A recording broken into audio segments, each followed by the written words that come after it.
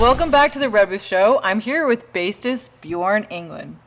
And so you were just talking about what it's like dealing with going out on stage in front of like huge crowds, and how to be best prepared is practice. Practice a lot. That's really what your advice is, right? Yeah, and it doesn't matter how good of a musician you are, because it's all about memory and reflexes. Yeah. You know, it can be a simple part, but you got to know it. Right. You know, Good. that's all it is. You know, because I think a lot of really good players tend to be overconfident that I know this and I'm a good player.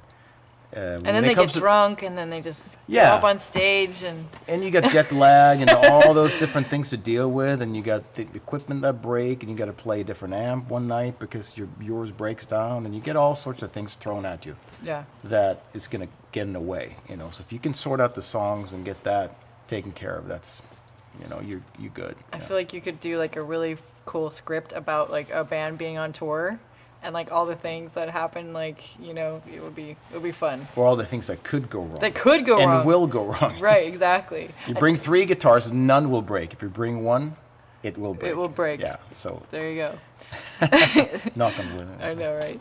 Well, now you're also in Dio Disciples. Yes. Which is really awesome.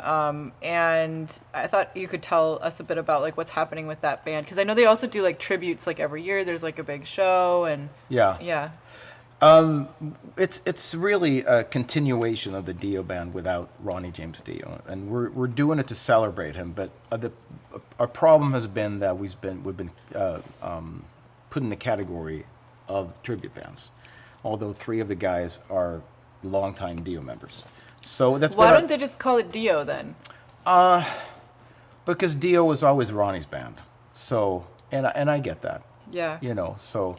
That's all up to Wendy Dio, who is used to manage Dio and Ronnie, and who is managing us. So that's her decision. But you know, Dio Disciples is fine. It's just I think it's a good name. Yeah. We just we're gonna get away from that now. We're making an original album. We got a record deal, and we're gonna release that in the beginning of the year. So we're gonna record that this fall. So that's hopefully gonna change things quite a bit.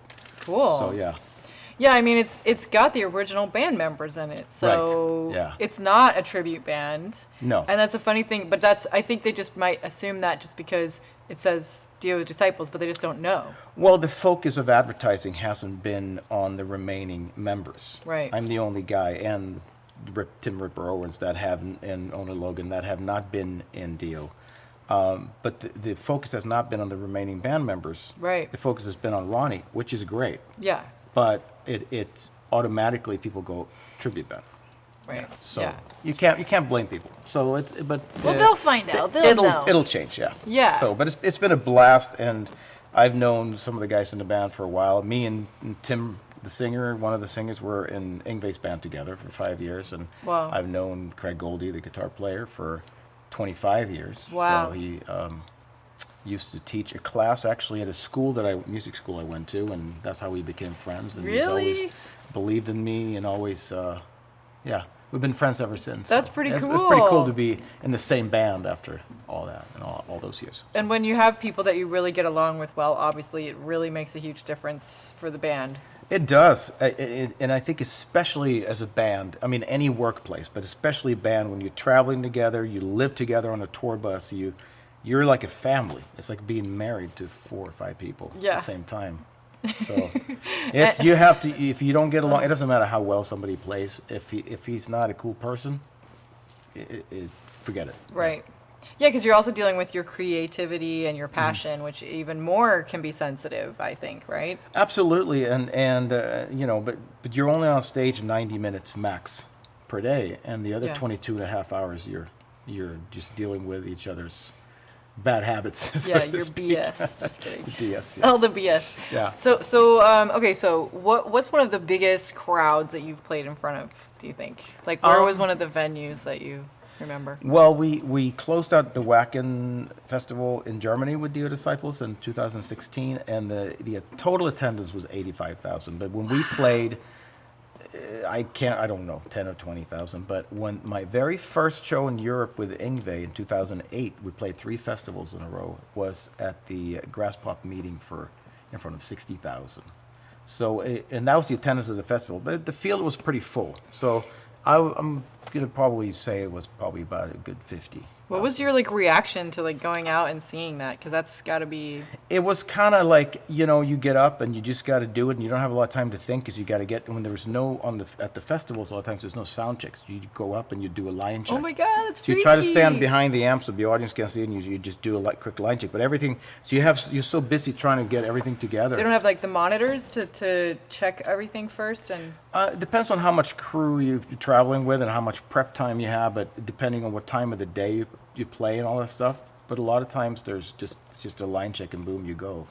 So, and we had our own sound guy, so he kind of knew how to dial it in pretty quick anyway. So, Good. But a lot of things to think about. So it's not, you don't have a lot of time to be like, oh, you're nervous, whatever. Yeah. And then there's even to a big festival like that, it's so far to the first row that even trying to throw a pick to somebody, you can't even, I mean, I'm not a good pick thrower. Right. I haven't got that down yet. But so I don't throw very far, so it doesn't even get to the first row. So you're kind of disconnected more than you're in a club in front of 200 or 300 or 400 people when the first row is right here. It's more intimate, and it's more, well, now they're here, you know. Yeah. Yeah. So that's on how you look at it. What an experience, though. I mean, you've seen things that a lot of people haven't been able to experience, and it's really cool. So thanks for sharing your stories, by the way. Oh, no problem. Yeah, and I hope pleasure. everybody goes and follows you. Where can they follow you? I'm on Instagram, Twitter, Facebook, bjornenglen.com. Yeah. And all the social medias, just type in my name and I'll pop up. So. Awesome. And we didn't get to talk about the rock show, but... The Rock and Roll Fantasy Camp. Yeah, Rock and Roll Fantasy Camp. Check that out, too. Because Absolutely. It's very cool. Yeah. Yeah, we just ran out of time. But I'm so happy to have you on the show, so thanks for being here. It's been a blast. Thank you. Well, thank you so much for watching my interview with bassist Bjorn Englen. And you can always watch our show every Saturday night on U2 America. And don't forget to subscribe to our channel right below.